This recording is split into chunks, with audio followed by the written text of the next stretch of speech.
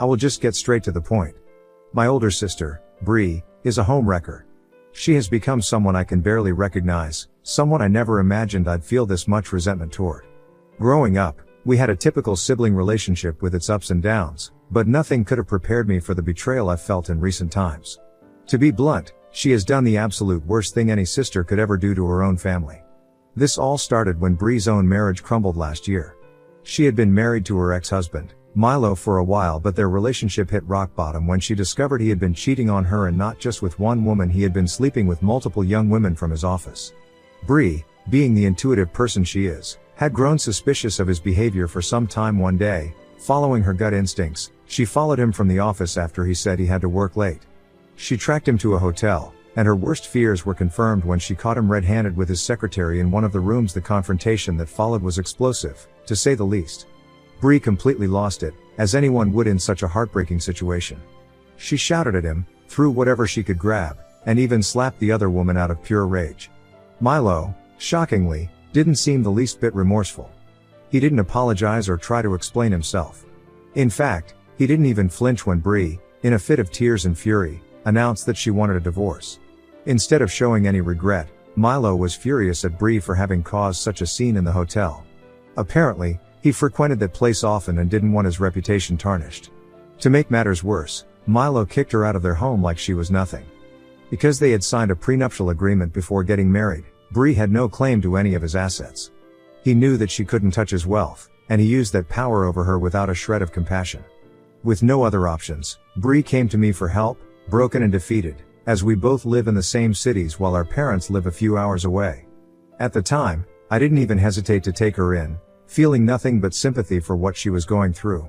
Little did I know what she was going to do with me next.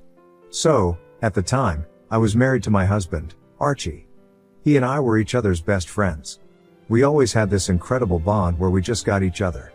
We both had fast-paced, career-driven lives, and even though our jobs kept us busy, we always made time for each other. But things changed when Archie suddenly lost his job. His company had to downsize, and he was one of the unlucky ones let go. It hit him hard. Being the type of person who was always focused on his career, this was the first time he found himself in a situation where he didn't quite know what to do next. Of course, he immediately started applying for jobs at other companies, but the reality of the job market was tough. The offers he received didn't come close to matching the salary he had been making at his previous company. I could see that this was taking a toll on him. Despite the disappointment, Archie wasn't the kind of man who could sit idle. Even though the pay wasn't as good, he accepted a job offer from a solid company just to get back into the workforce. I know it wasn't easy for him to accept a lower paying job after being in a higher position. With his new income, I was earning about twice as much as he was, but honestly, I never gave it much thought. I certainly never made my husband feel any less because of it. Our marriage had always been based on mutual respect and equality, not on who was making more. We had bought our house together, and even though we didn't have kids yet, we were managing everything just fine.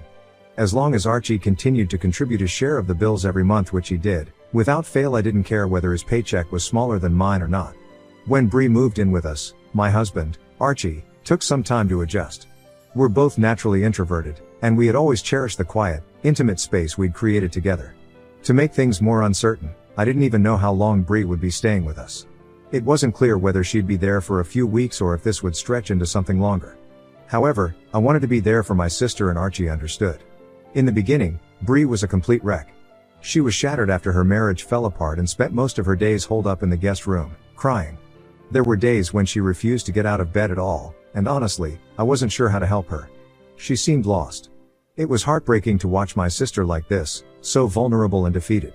I did my best to be there for her, encouraging her to get up, to talk about her feelings, and offering a shoulder to cry on whenever she needed it. My parents were also very supportive. They would visit Bree every weekend, and they were grateful that I was there for her during such a difficult and emotionally draining time. It was a slow process, but as days turned into weeks, Bree started feeling a bit more like herself, little by little. She started to join me for my morning runs or come along for late-night walks after dinner. Bree even started helping me out around the house, whether it was cooking or running errands like going to the grocery store. I could see that she was starting to come out of her shell and regain some sense of normalcy, and I was proud of her for that. I think the real trouble truly began when Bree started connecting with a group she found on Facebook, a divorced women's support group. After everything she'd been through, it made sense that she would want to find a community of women who had experienced similar situations. Initially, it seemed like a good thing for her, and she met multiple women who, like her, had been blindsided by their husband's infidelity. Bree would often come home after their weekly meetups saying how much better she felt after venting to these women. I was genuinely happy that she was making friends and getting out of the house more often, which felt like a healthy step forward. But this group of women, while perhaps supportive in some ways, also spent a lot of time going to clubs and having girls' night out where they would often get men to buy them drinks or dance with them all night. At first, I believed Bree deserved to have fun after everything she'd been through. But then she started coming home completely drunk, out of her wits, almost regularly. She even began bringing strangers into our home to spend the night with her. Sometimes she would not even give me or Archie a heads up, and it would make us feel extremely uncomfortable about the whole situation, as my sister can be incredibly loud. Soon after that, Bree went through a total transformation. She cut her hair short and dyed it blonde, a bold move to maybe just break free from the person she used to be. She also started dressing more provocatively, clothes that were far sexier than anything she had worn before. Again, I didn't judge her for wanting to look her best or trying to feel confident after such a major life upheaval. But what irked me was the way she started dressing inside our home, especially around my husband, Archie. She began walking around in what can only be described as lingerie-like dresses, even while doing everyday things like cooking in the kitchen or doing her laundry. It felt wildly inappropriate, especially considering this was our shared space, and Archie was right there. I remember one time laughing awkwardly and asking her what on earth she was wearing when I could see her innerwear, and she responded confidently that she just felt empowered in her new look. Her behavior outside the house was also becoming more extreme. She'd go out in shorts or skirts that were so short they could have blown up with the slightest breeze, and her tops often left little to the imagination. Her cleavage was constantly on display. I didn't want to be controlling or unsupportive, but it was also important to me that Bree respected the fact that this was our home too. After everything had been building up for some time, I finally decided to sit Bree down for a talk. I wanted to be honest with her, but also kind, because my intention wasn't to criticize or shame her. However, Bree completely misinterpreted my intentions. She became furious with me, accusing me of trying to school her on how she should or shouldn't dress. She acted like I was attacking her, and things escalated quickly from there. She went so far as to claim that I was shaming her for her choices and her lifestyle, and to make things worse, she dragged Archie into the conversation. Bree turned to him and directly asked if he agreed with me that her outfits were provocative. Archie didn't say much. He's not the type to get into confrontations, but he did nod, clearly looking embarrassed. Bree's face turned red with anger and maybe a bit of surprise. It was obvious she didn't expect him to side with me. She just laughed, looking at us awkwardly, and told me that I was lucky to have a husband who supported me. I just shook my head and smiled at her. Even though we had this conversation, Bree never toned down her outfits. It was like the talk had been in vain, and she continued wearing the same provocative clothes around Archie and me. However, what made things even more unsettling was how her behavior around my husband started to shift. I began noticing how Bree started to actively engage with Archie. She began sitting down with him for breakfast, insisting on chatting with him more often. Archie, being the introvert that he is, usually stayed to himself and didn't go out of his way to talk to her. But Bree started putting herself in his space, making an effort to connect with him. At first, I didn't think much of it. I figured she was just trying to bond with my husband, maybe to make her stay with us feel less awkward. But over time, it started to feel different. Every day after work, I'd come home to find Bree and Archie sitting together, sometimes sharing a glass of wine. It struck me as strange because Archie would usually be doing his own thing when I got home, but now, he seemed to be spending more time with Bree. They looked comfortable, maybe too comfortable, and it made me uneasy in a way I couldn't explain. The worst part was Bree's constant teasing. She would joke about how my husband missed me for not being home soon and that I needed to cut down on my work hours and spend more time with him like a good wife should. It irritated me to no end to hear her say that because I was working incredibly hard at the time. I was leading an important project at work, and being the project manager, I had no choice but to stay late at the office most nights. This was a crucial time in my career, and I thought Archie understood that. I believed he supported me fully in my efforts, but Bree's comments made me feel self-conscious, like I was somehow failing as a wife by not being at home more. I brushed it off at first, thinking Bree was just being Bree, outspoken and a little too forward with her jokes. But the more I thought about it, the more those words gnawed at me. I began to notice Archie spending more and more time with Bree, to the point where it felt like she was slowly slipping into a role in our marriage that made me uncomfortable. The things Archie and I used to do together as a couple, small, everyday activities like grocery shopping, going out for dinner, or just spending time together, Bree was now tagging along for, almost like a third wheel. At first, I tried not to think about it. But soon, whenever I had to cancel plans because of work, Archie and Bree would just go ahead and do things together without me. If I was stuck late at the office, they'd head to dinner on their own or run errands like grocery shopping together. I hate to admit it, but I started feeling replaced by my own sister. Bree seemed to like the attention Archie was giving her. She had been so lost and broken when she first moved in with us, and now, it was like she was soaking up all this affection and companionship, not from me, but from my husband. The two of them were forming their own bond, and it was happening right in front of me. I tried to brush away the unsettling feelings creeping in, telling myself I was just being paranoid, but deep down, I couldn't shake the growing sense that something was definitely off. Then, one evening, I came home from another long day at work and was completely taken aback to see a little puppy running around our living room. I stood frozen for a moment, absolutely shocked, because I am highly allergic to dogs, and both Archie and Bree know that very well. Before I could even process what was happening, Bree came rushing out from the kitchen, scooped up the puppy, and started kissing it. I asked her what the hell a dog was doing in our house. Bree told me that she and Archie had decided to buy a puppy together. I was dumbfounded. What did she mean by she and Archie? This wasn't her house. This wasn't her decision to make, especially not without even consulting me. I immediately stormed into the kitchen, where Archie was cooking dinner, and demanded an explanation. I was furious. How could he go behind my back like this? Archie calmly explained that he had always wanted a dog, and since Bree was now single and living with us, she wanted a pet too. So, the two of them had decided, on their own, to get a dog.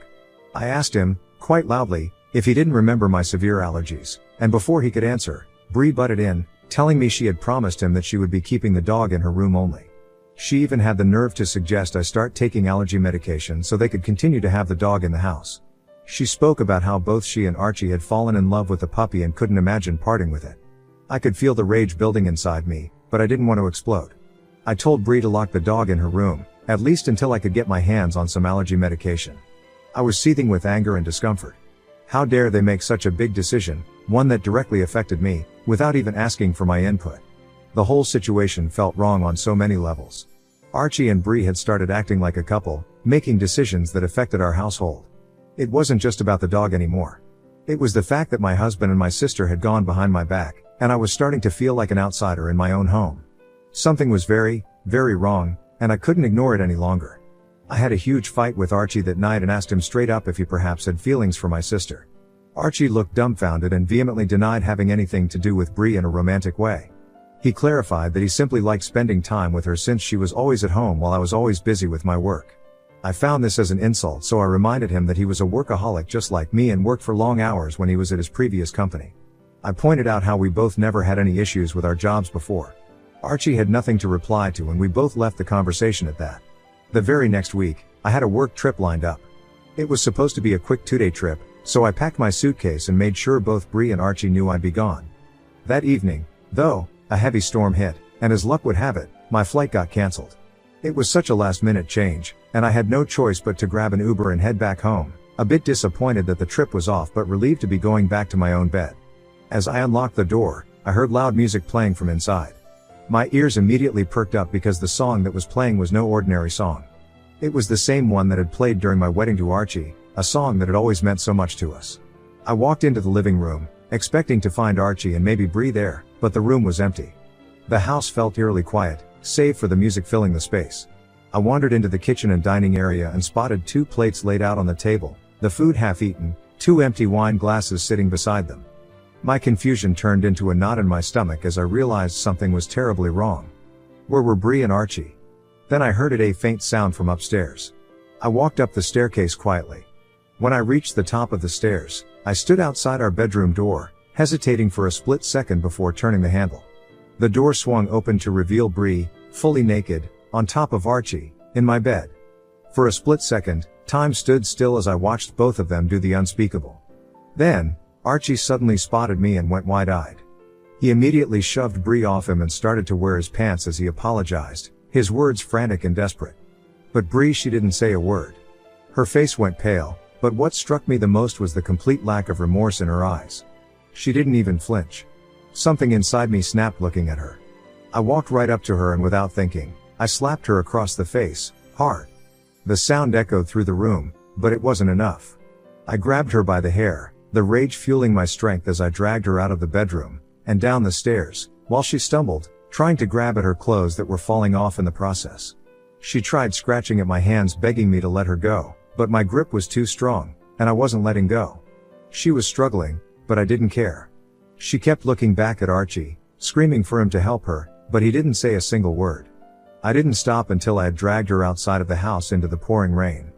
Half naked, soaked, and humiliated, she stood there, when I looked her dead in the eyes, and told her, "You are a homewrecker just like your cheating ex.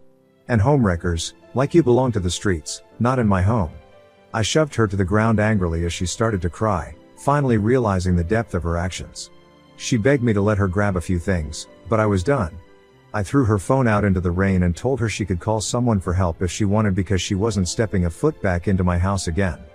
All I felt was anger towards Bree. The sister I had once known was gone. She had destroyed everything, and as far as I was concerned, I never wanted to see her again. Eventually, Bree called our parents for help, and despite knowing the full extent of what she had done betraying me by sleeping with my husband, they still came over to rescue her. They helped pack up her things from my place and took her back to their home. They chose to stand by her, offering her shelter and emotional support, as though her actions were somehow forgivable. It made my blood boil. My parents even called me the next day, complaining about how Bree had fallen sick because I had made her stand outside in the pouring rain for too long that night. They had the audacity to shift the narrative, almost making it seem like I was the one in the wrong for throwing her out, as if I hadn't caught her in the most despicable act of betrayal. I didn't hold back. I told them, in no uncertain terms, that I couldn't care less if Bree got sick. I honestly hoped she would, because what she had done to me was unforgivable. She destroyed my marriage, tore apart my trust, and left me with scars that I would carry for the rest of my life. My parents, to my utter disbelief, tried to reason with me. They acknowledged that what Bree did was indeed wrong, but they kept defending her, saying it was very out of character and that she must have been going through a lot mentally after her own divorce to have committed such an act. They reasoned that I should hear her out, but I immediately shut it down. No amount of explanation could excuse the fact that she had slept with Archie in my house after I had rescued her back to health after her own divorce. I was beyond furious with my parents for even trying to bend over backward to excuse her behavior, as if the circumstances somehow justified her complete lack of morals. I told them that if they continued to support her, then I wanted nothing to do with them anymore. Meanwhile, I wasted no time in filing for divorce from Archie. He cried, he apologized, and he groveled for a second chance, but none of it mattered to me anymore. Whatever feelings I had for him were buried beneath layers of hurt and anger. I could never forgive him for what he had done. 7 months have passed since then, and I have no regrets. I have successfully divorced Archie, and because of his infidelity, I was able to get a significant amount of alimony from him. He never fought me on any of it. In fact, he quietly gave me whatever I wanted. I think he was too consumed by guilt to even argue. We sold the house, split the proceeds, and have gone our separate ways. Now, I live in a cozy apartment on my own, and it feels like a fresh start. If you had asked me just a year ago if I would ever divorce Archie, I would have laughed and said no. I thought we had a solid marriage, one built on mutual respect and trust. But that was clearly an illusion because that loser decided to sleep with my own sister. As painful as it was to go through, I'm glad I caught them when I did. I am happy that I didn't waste any more time in that pathetic marriage, and have rebuilt and moved forward in my life. Yesterday, I received an unexpected phone call from my parents, the first time they've reached out to me in months. They haven't really apologized or made any real effort to acknowledge what had happened with Bree and Archie, so hearing from them out of the blue already felt suspicious. My parents informed me how Bree has been so heavily depressed since the incident that she has resorted to stealing as a way to cope with herself. I was taken aback and asked them what they meant by that. My parents went on to explain that Bree had been secretly taking their debit and credit cards and withdrawing large amounts of cash from ATMs over the past few months. My parents aren't very tech savvy, so they never paid attention to the notifications on their phones for withdrawals or bank charges. Either they missed them completely or didn't think to check. It wasn't until my dad was planning a trip with my mom recently that he realized that a significant portion of their savings had vanished. When he checked their accounts and saw the pattern of withdrawals, he and mom confronted Bree. To my parents' shock, she admitted everything. She told them how she hated herself after what she had done to me and couldn't live with herself anymore. Apparently she'd been using the money to drink, buy weed, and who knows what else just to cope. I bluntly told my parents that frankly, I didn't care about any of it since it didn't matter how much my sister regretted it. This was something that she could never come back from. I told my parents that they were the ones who had chosen to take her in after everything, so they needed to deal with the consequences. But my parents started to insist that this thing with Bree involved all four of us since my sister seemed to be suffering after the way I had been treating her for her mistake. They argued that I should talk to my sister and forgive her for everything since she is my family at the end of the day. They reasoned that since I no longer had a husband, I could perhaps help out Bree by letting her move in with me and we could start all over again as a family. They even suggested that we could all do family counseling together. I scoffed at their suggestions and told them, in no uncertain terms, that they were delusional to even ask me to do something like this. I reminded them, rather sharply, that the reason I didn't have a husband anymore was because of their daughter, the one they were still defending even after she had been stealing from them. Bree had destroyed my marriage, and they expected me to welcome her back into my life because she felt regretful? Never. I told them to stop including me in their family from now on, because, as far as I was concerned, I did not want to be a part of it. My parents feel I am being unreasonable for not giving my sister a second chance, Ida for not letting Bree back into my life after that homewrecker destroyed my life. Update 1. To be clear, I agree with some of the comments that my sister is clearly using what she did to me as an excuse to try and justify her stealing habits, hoping to gain sympathy from our parents. Hence, I've made the decision to permanently block my parents so they can no longer contact me. I'm exhausted by their constant excuses for Bree's behavior. My sister has never really apologized to me for what she put me through, but I've also reached a point where I no longer need an apology from anyone. I simply cut ties and move forward. Also, I would like to mention that I am much happier now and have gone out on a few dates here and there, so it's not like I am sitting at home and wallowing about my ex-husband and my sister. They made their choices, and I'm just relieved to be out of their lives. Honestly, neither of them deserves someone like me. Update 2. Bree called me from an unknown number last night. It turns out she stole our parents' credit card again to withdraw cash behind their backs.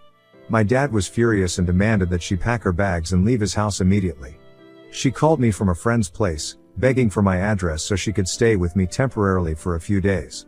I laughed at her and reminded her that if she ever showed up at my door, I'd make sure she regretted it. I told her I was glad she was homeless and that her ex had cheated on her because she had always been such a loser. I know those words must have stung, but I'm just so pissed at her.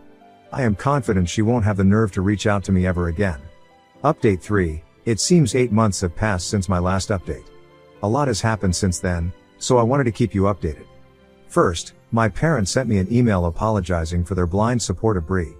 They said they felt really bad for her back then since she had gone through such a horrible divorce with her ex. They admitted that they should have never supported her for what she did to me. In the email, they also mentioned how Bree had been caught shoplifting and had to spend a night in jail. She had begged our parents to bail her out. Since this was her first offense, she got off with community service.